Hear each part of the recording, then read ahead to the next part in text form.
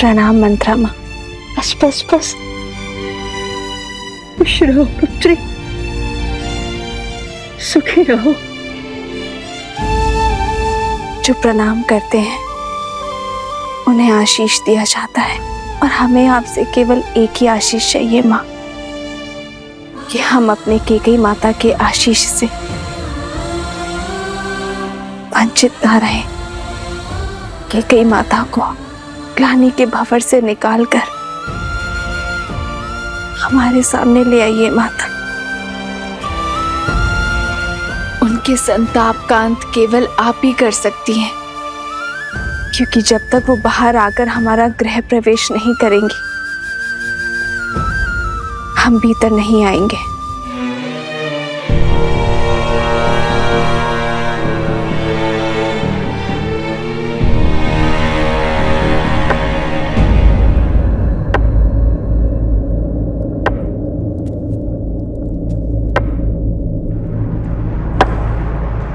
क्या? रुक जाओ।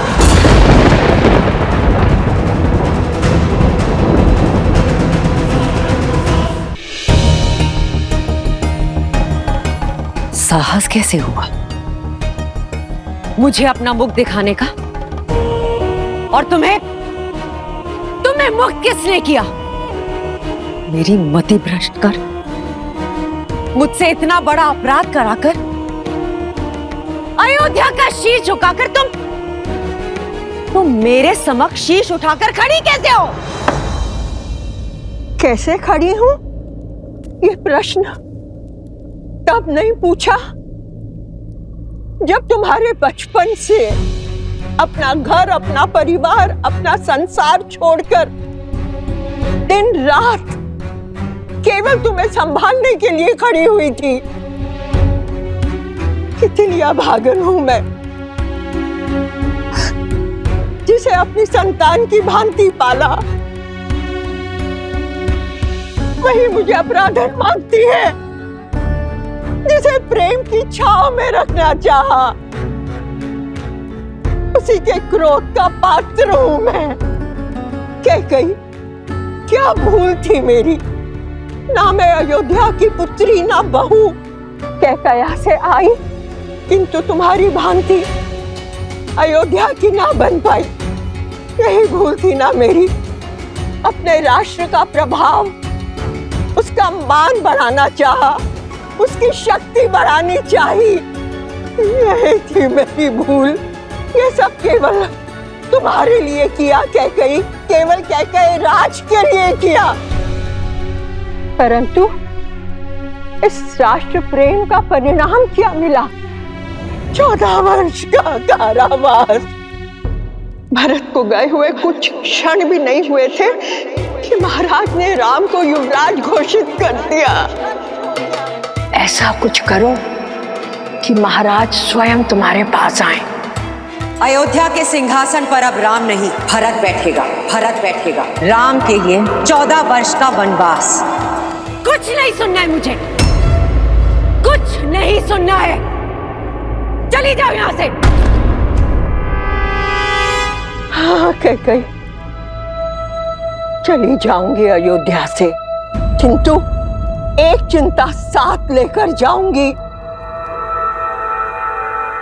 कि मेरी पुत्री कैकेयी का क्या होगा।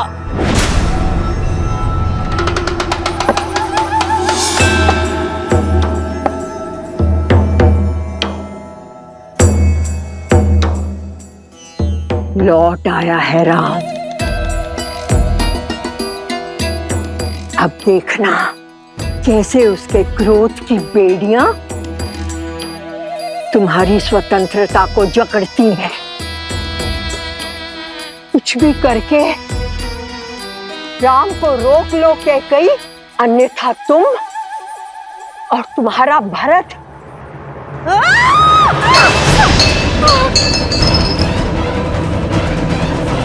जिस पुत्र मोह और जिस संबंध के कारण तुमने मेरी स्वर्ग जैसी अयोध्या को नर्क बना दिया, आज उस संबंध को तोड़ता हूं मैं रघुकुल कुमार भरत तुम्हारा परित्याग करता हूं कैकेयी। पत्थर पर भी वर्षों तक जल पड़े तो उसका आकार बदल जाता है, किंतु तुम, इतने वर्षों में भी तुम्हारे भीतर का विष कम नहीं हुआ। तुम दंड की नहीं, श्राप की अधिकारिणी हो। मेरी स्वर्ग जैसी अयोध्या पर नरक की छाया हो तुम। नहीं। मेरे घर परिवार पे जो विष के मेघ बरसाए हैं तुमने, उसके लिए आज मैं कैकई तुम्हें श्राप देती हूँ कि आज से तुम्हारा नाम पाप, बुराई, अधर्म और अंधकार से ही जोड़ा जाएगा।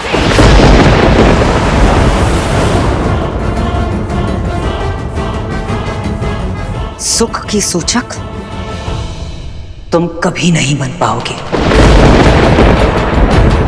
और मृत्यु के पश्चात भी अपने कर्मों के कारण तुम्हारी आत्मा अग्नि में झुलसती रहेगी। श्राप है मेरा तुम्हें, सदैव झुलसती रहेगी।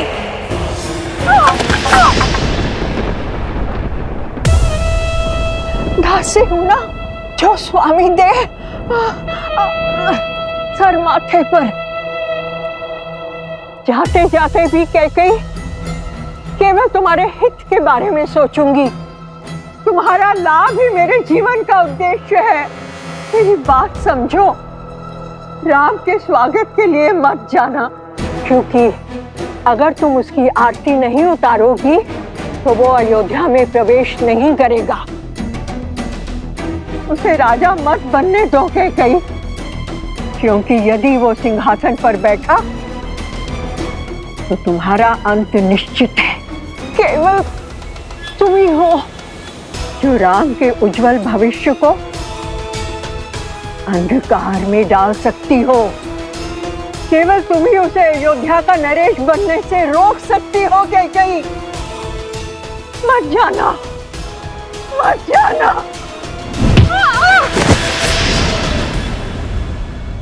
और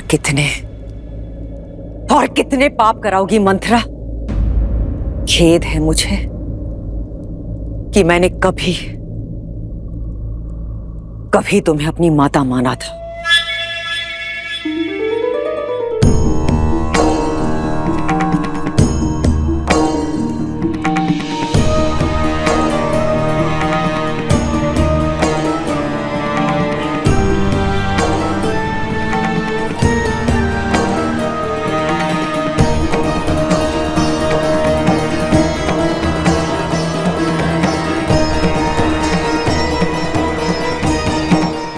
कटुवाणी ने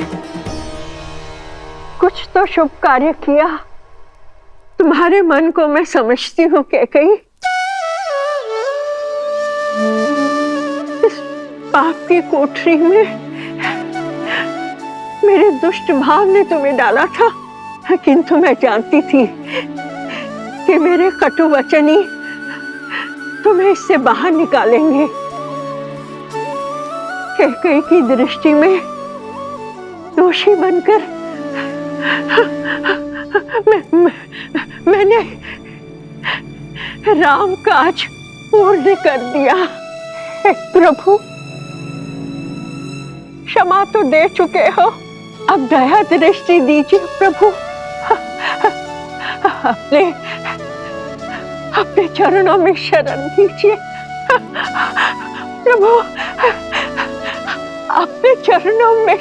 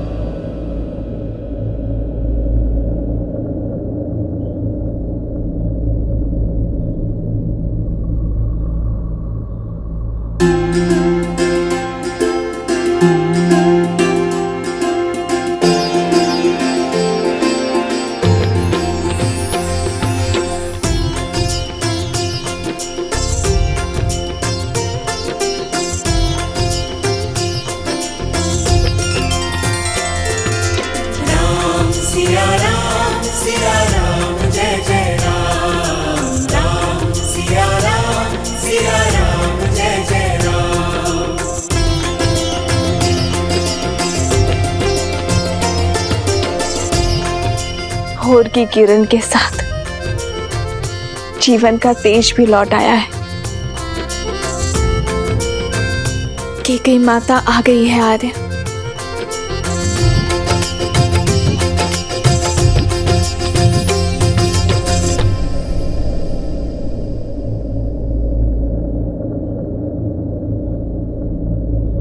माँ,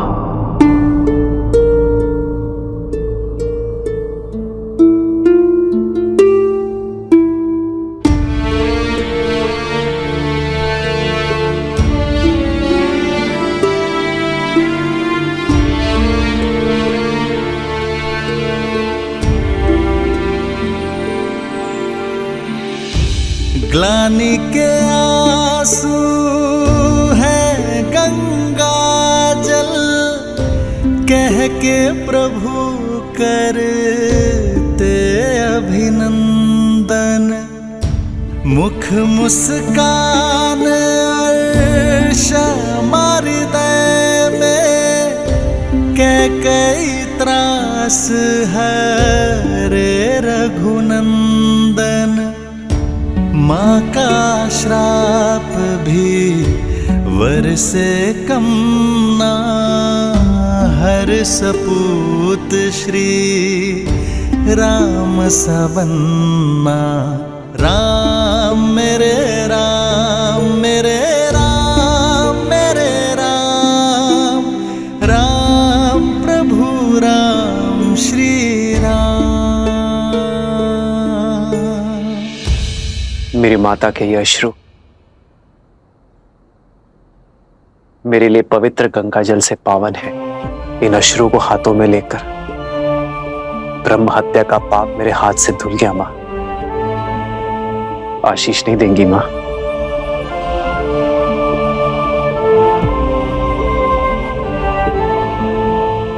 आयुष्मान भव। मंगल भवन अमंगल हारी, द्रवहु सुदशरथ मुख नहीं दिखाना चाहती ना? बिहारी। ठीक है, किंतु अपने पुत्र को चरणों में बिठाकर उसकी बात सुनने की कृपा कीजिए माँ। आइए माँ।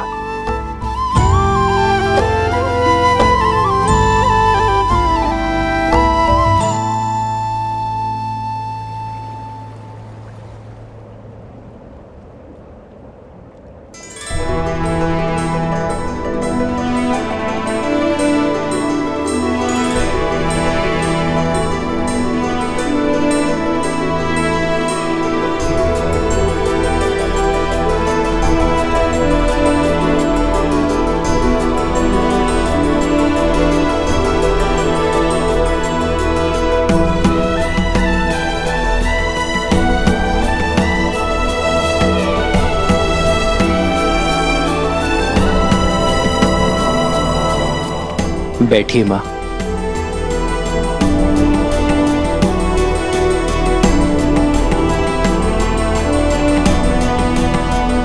रघुवंशी हैं हम,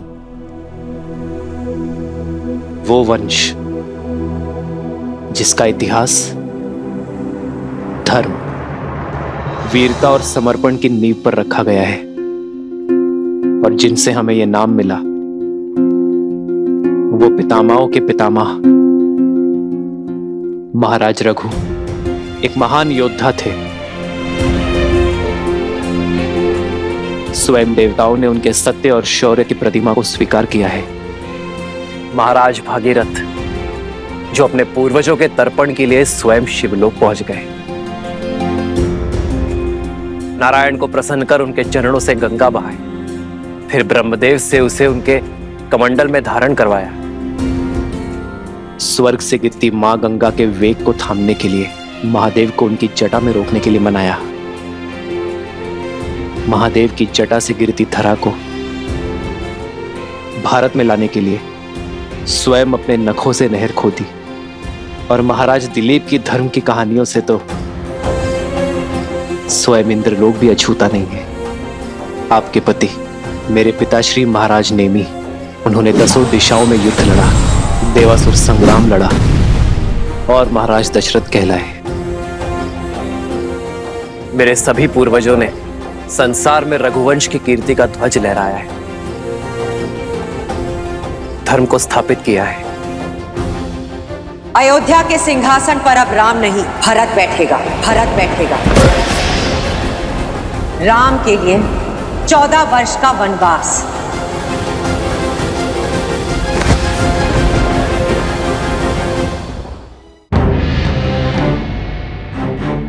पर सोचिए मां, इतने प्रतापी योद्धाओं में से किसी ने दक्षिण की ओर प्रवास करने की इच्छा नहीं की, किसी ने वहां धर्म का ध्वज नहीं लहराया। वो अवसर मुझे मिला मां, मुझे, और वो अवसर मिला आपके कारण। यदि आप मुझे वन में ना भेजती तो रावण का अंत कैसे होता मां? संसार में मर्यादा और धर्म की स्थापना कैसे होती यदि आप ना होती? तो इतना बड़ा समाज, मेरे वानर वीर, रीछ, असुर, ये सभी धर्म और ज्ञान की गंगा से वंचित रह जाते मां। मां, यदि आप ना होती तो समस्त दक्षिण आज उत्तम धर्म का सुख नहीं भोग पाता मां। मां, आपका दिया ये वनवास समस्त आर्यवर्त के लिए वरदान बना। वो आप ही थी जिन्होंने महाराज दशरथ से लड़कर हम भाइयों को गुरुकुल भेजा। मां, वो आप ही थी जिन्होंने रावण का अंत और मर्यादा की स्थापना का आधार रखा। ये जो मेरे मित्र हैं, मेरे सहायक, मेरे वानर वीर, जिन्होंने मेरी रक्षा की, ये केवल मेरा राज्य अभिषेक देखने नहीं आए हैं मां, केवल यहां भोज खाने नहीं आए हैं। ये उस माता के दर्शन करने आए हैं जिन्होंने 14 वर्ष का एकाकीपन काटकर भी अपने पुत्र को समाज और धर्म की रक्षा के लिए भेजा। जिसे आप अपराध समझ रही हैं, वो मेरे वानर वीरों के लिए उद्धार बना।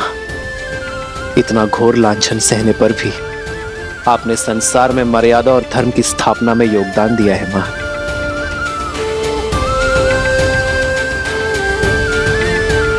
क्या आप इन्हें निराश करेंगी मां? मुझे ना सही, इन्हें तो अपने दर्शन का लाभ दे दीजिए, इन्हें इनकी यात्रा का प्रसाद दे दीजिए मां।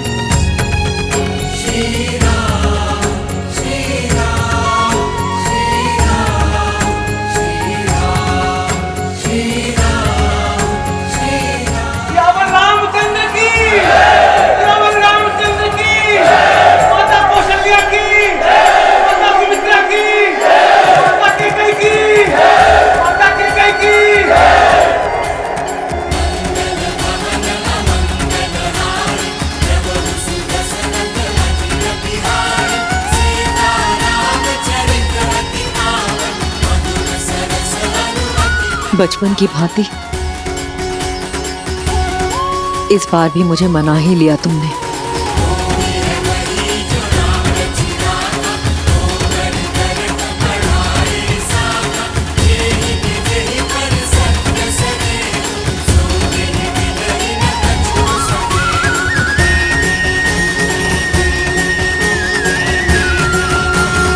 कराए दक्षिण का उद्धार, किंतु अब मेरे राम को राजा बनना होगा। अयोध्या को, अपनी प्रजा को आगे ले जाना होगा। अपने वंश को आगे बढ़ाना होगा राम। इस राज्य का उद्धार करना होगा। यावर रामचंद्र की, यावर रामचंद्र की, यावर रामचंद्र की।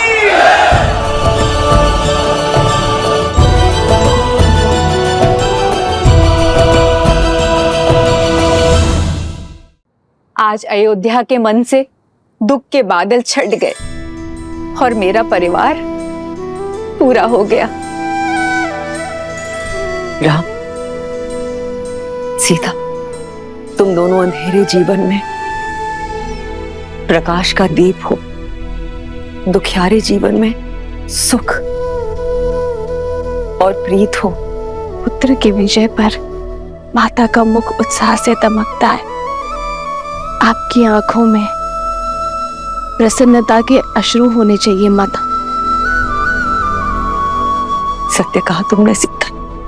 मेरे कारण अयोध्या पर जो कलंक और ग्रहण लगा था, आज अयोध्या उससे मुक्त हुई है।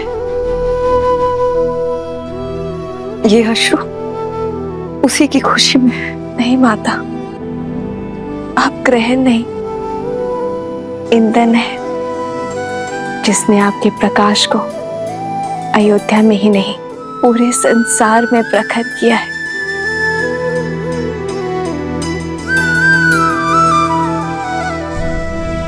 भरत भैया, सबके मन हल्के हो गए हैं।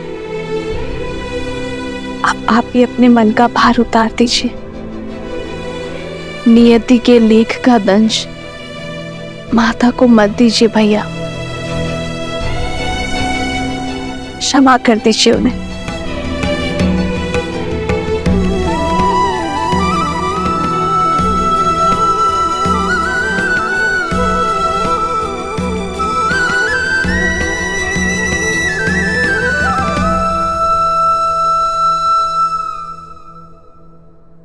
अयोध्या के प्रजाजनों, अयोध्या के कष्ट के मेघ छट चुके हैं।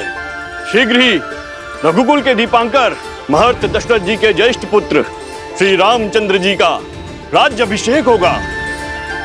राज सिंहासन पर विराजमान होने की उत्तम तिथि एवं मुहूर्त शीघ्र घोषित होंगे और आप सब लोग उसमें आमंत्रित होंगे।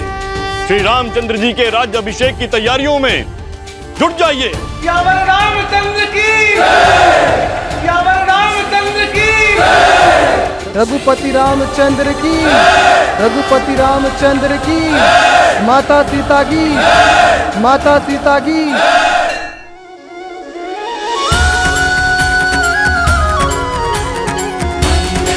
जय श्री राम, जय श्री राम, जय श्री राम, जय श्री राम।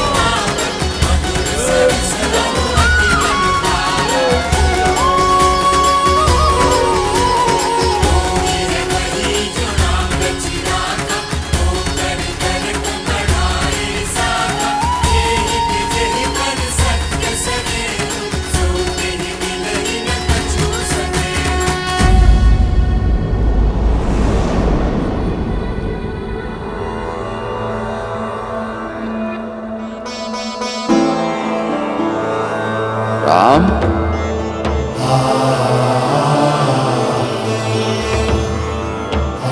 राम,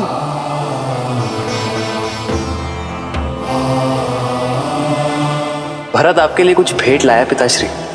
मेरे पुत्र में इतनी अद्भुत प्रतिभा है, आशा करता हूं बाण भी उतने ही वेग से चलाते होंगे।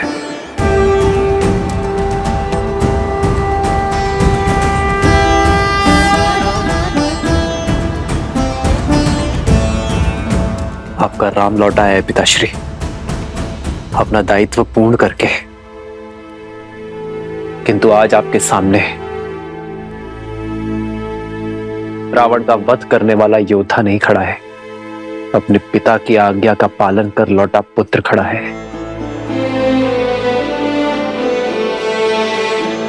एक बार आपने कहा था कि पिता के आदेश केवल शब्द नहीं होते, वो कुल का आदर्श स्वप्न, यश, प्रतिष्ठा और सम्मान की धुरी होते हैं। आपने सत्य कहा था पिताश्री। इस यात्रा में मैंने जाना कि एक पुत्र पिता की संपत्ति, धनराज्य सब अर्जित कर सकता है, किंतु अमूल्य भेंट, वो विश्वास, वो मूल्य है जिन्हें उसके पूर्वजों ने स्थापित किया और पिता ने प्रमाणित किया। रघुकुल रीत सदा चली आई, प्राण जाए पर वचन न जाए। ओ रघुकुल रीत सदा चली आई, प्राण जाए पर वचन न जाई।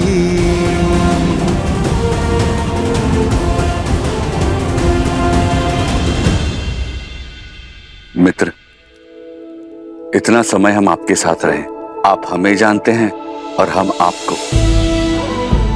किष्किंधा वासियों के मन में इच्छा है कि हमें भी अयोध्या देखने का, जानने का सौभाग्य मिले। हाँ प्रभु, हम सबने अयोध्या के बारे में बहुत सुना है और अब प्रभु जानना चाहते हैं। अवश्य हनुमान, कुछ क्षण आप सभी विश्राम कर लीजिए। मैं स्वयं आप दोनों को अयोध्या भ्रमण के लिए ले जाऊंगा।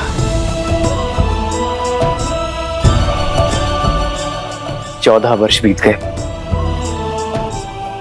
मैंने अपने राज्य का भ्रमण, अपने अयोध्या के दर्शन नहीं किए। महर्षि मुग्दल के स्वागत के साथ अयोध्या भ्रमण भी हो जाएगा। दीदी,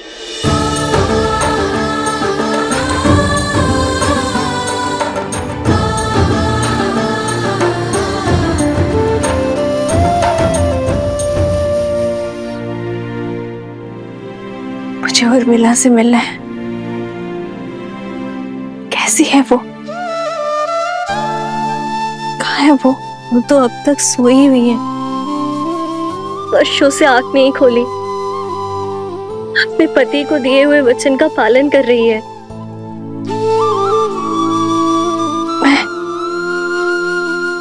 मैं देखना चाहती हूँ उसे, अभी इसी क्षण। मुझे ले चलो उसके पास। हाँ। रुक जाओ सीते।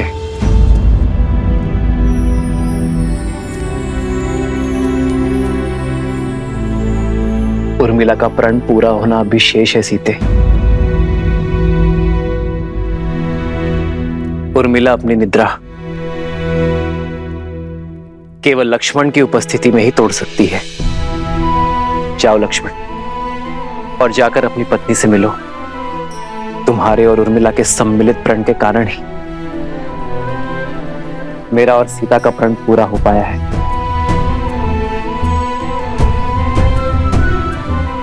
उर्मिला ने महल में रहकर इस घोर निद्रा का दंश भोगा है, किंतु अब सेवा और संकट का समय समाप्त हुआ मेरे भाई। अब तुम्हारा प्रथम कर्तव्य अपनी गृहस्थी संभालना है। ये शुभता पूर्वजों के गति के कारण आई है। जाओ लक्ष्मण, और उर्मिला को निद्रा से जगाओ।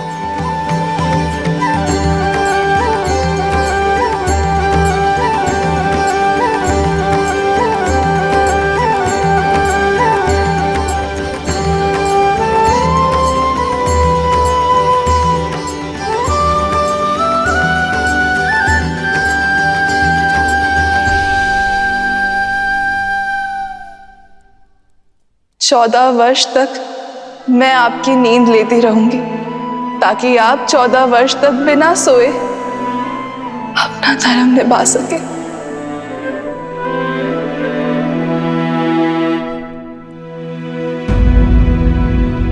किंतु जो इतने वर्षों से नहीं जागी हैं, वो अभी जागेंगे क्या? मुझे तो बहुत घबराहट हो रही है। श्रुतकीर्ति, निद्रा 4 प्रकार के होते हैं: परिश्रम, मदिरा, मोह और दुख। परिश्रम से आई निद्रा सूर्य के प्रकाश से खुलती है। मदिरा से ऐसी निद्रा आती है जो चेतना के जागने से खुलती है। मोह की निद्रा ज्ञान प्राप्ति से खुलती है। और दुख से आई निद्रा मृत्यु का कारण बनती है।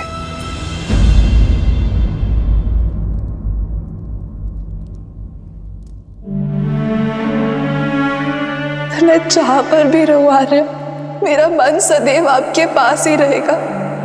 मेरी केवल एक ही इच्छा है आर्य, कि मैं जब भी अपनी आंखें खोलूं केवल आपको देखूं।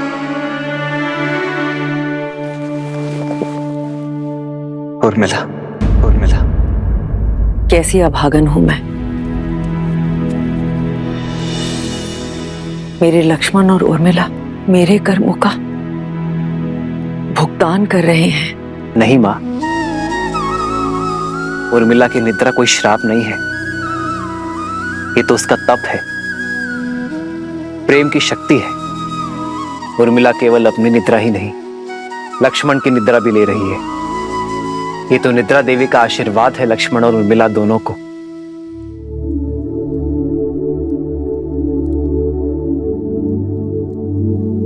देखिएगा मां, लक्ष्मण के बुलाते ही उर्मिला अपनी निद्रा से जाग जाएगी।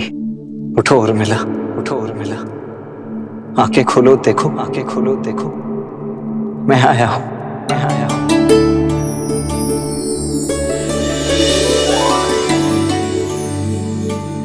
आर्य, आप, हे महादेव, आपके वनवास के प्रस्थान का समय हो गया। आपके प्रस्थान हेतु सहायता करने के बजाय अपनी निद्रा पूरी कर रही थी। क्षमा कीजिए आर्य।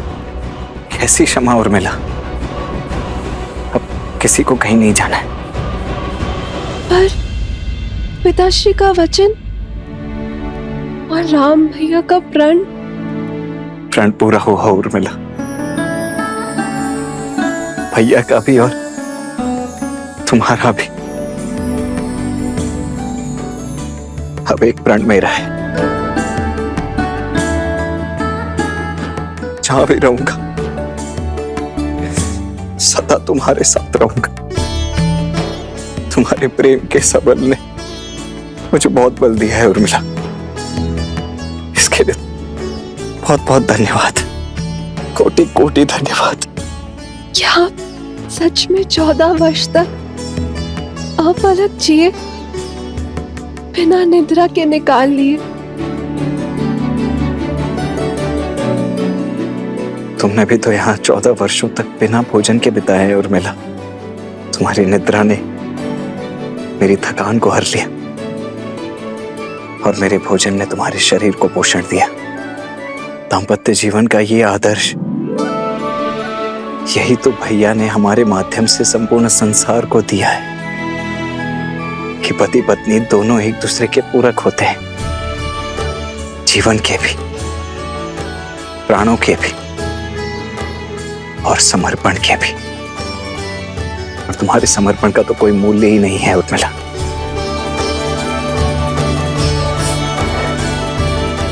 अब चलो,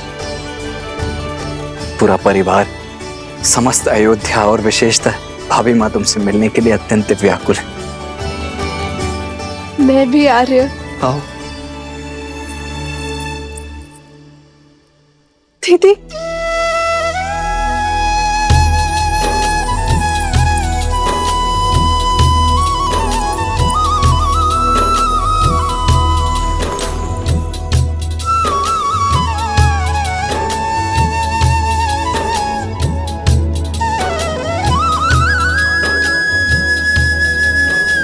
बालपन से लेकर आज तक मेरे हर निर्णय, हर हर कार्य में साथ दिया है तुमने। और आप मेरे और मेरे पति के लिए, इस रघुवंश के लिए लक्ष्मण भैया को हमारे साथ भेजा। एकांत का दंश भी झेल लिया तुमने।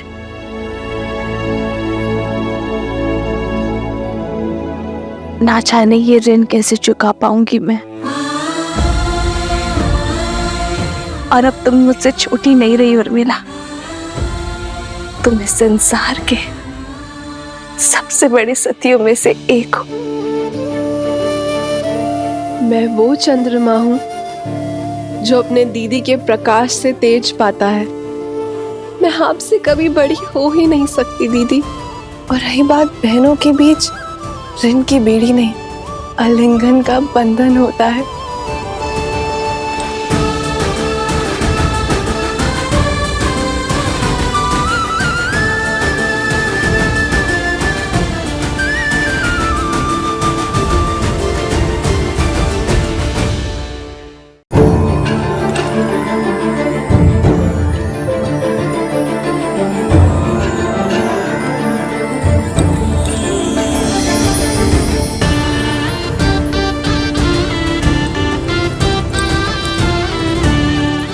बहुत प्यारा लग रहा है। ये कैसा है दीदी? अरे तुम सब यूं ही अब तक बातें कर रही हो। ऋषि मुद्गल के स्वागत की तैयारियां करनी है, वो आते ही होंगे। जी माता, वर्षों बाद बहनों से मिली तो कुछ स्मरण नहीं आया। मैं समझ सकती, जो पीड़ा तुम सबने भोगी है वो मेरे कारण ही तो है। नहीं माता, जितना कष्ट हमने सहा उससे कहीं अधिक आपने सहा,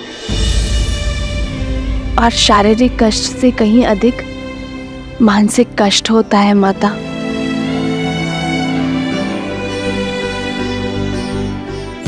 धन्यवाद मेरी पुत्री, किंतु अब कष्ट के और पीड़ा के दिन समाप्त हुए। प्रसन्नता से ऋषि मुद्गल का स्वागत करते हैं, उनसे उपदेश लेते हैं। जो कष्ट और पीड़ा मेरे पुत्रों ने भोगी, वो मेरे पोतों को ना भोगनी पड़े।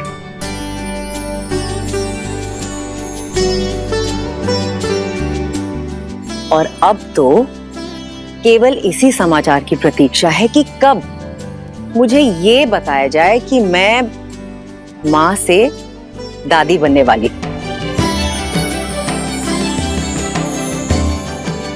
अरे तुम सब यूं ही शर्माती रहोगी या चलोगी मेरे साथ? शीघ्र चलो और गुरुजी का आशीर्वाद लो। जी। अयोध्या और श्री राम के जीवन से दुख का हर मेघ छट गया। अब सब शुभ ही होगा। इतनी शीघ्र भूल गए पुत्र? धूप छांव दिन रात की भांति ही, अच्छाई और बुराई भी सदा साथ ही रहते हैं। दीपक की आवश्यकता तो वहीं होती है जहां अंधकार होता है, और लोग जलते हुए दीपक के प्रकाश में उसके नीचे पसरे हुए अंधकार को देखना भूल जाते हैं। जब सामने सब उचित प्रतीत हो रहा होता है, तभी पीछे से बुराई अपने पंख फैला रही होती है। अर्थात दुख की धूप हो या सुख की छांव, सदा सतर्क रहो। हाँ पुत्र, जब भी हम जीवन में कोई शुभ या मंगलमय कार्य करें, तब हमें अतिरिक्त सावधानी और सतर्कता बरतनी चाहिए। सत्य और धर्म की क्षमता पर विश्वास रखते हुए अपने तन मन को और अधिक दृढ़ करना चाहिए। प्रिय गणेश, वो देखो, श्री राम उसी योजना का शंखनाद कर रहे हैं। राम राज्य की स्थापना का आरंभ कर रहे हैं। नर रूप में नारायण को प्रत्येक समस्या का सामना करना होगा, हर कठिनाई का हल खोजना होगा, राम राज्य की स्थापना करनी होगी। ऋषिवर, मैं जानता हूं आप सबके मन में क्या चल रहा है, किंतु जो होना है वो अवश्य होगा। 2 दिन बाद शुभ मुहूर्त है और ये राज्याभिषेक के लिए सबसे शुभ है। श्री राम, भगवान सूर्य के आशीर्वाद से सूर्यवंश के अगले सिरमौर आप ही होंगे। आपने वन भ्रमण के समय जो ज्ञान और अंतर्दृष्टि अर्जित की है, उसको अपने साम्राज्य में उपयोग करने का समय आ गया है। दया, दंड और दर्शन, इसको अपना शस्त्र बनाइए। श्री राम, आपके मार्गदर्शन से जगत कल्याण की ओर अग्रसर होगा। सभी आशान्वित हैं कि आप एक आदर्श स्वराज की स्थापना करेंगे और संसार के लिए शुभता का मार्ग प्रशस्त करेंगे।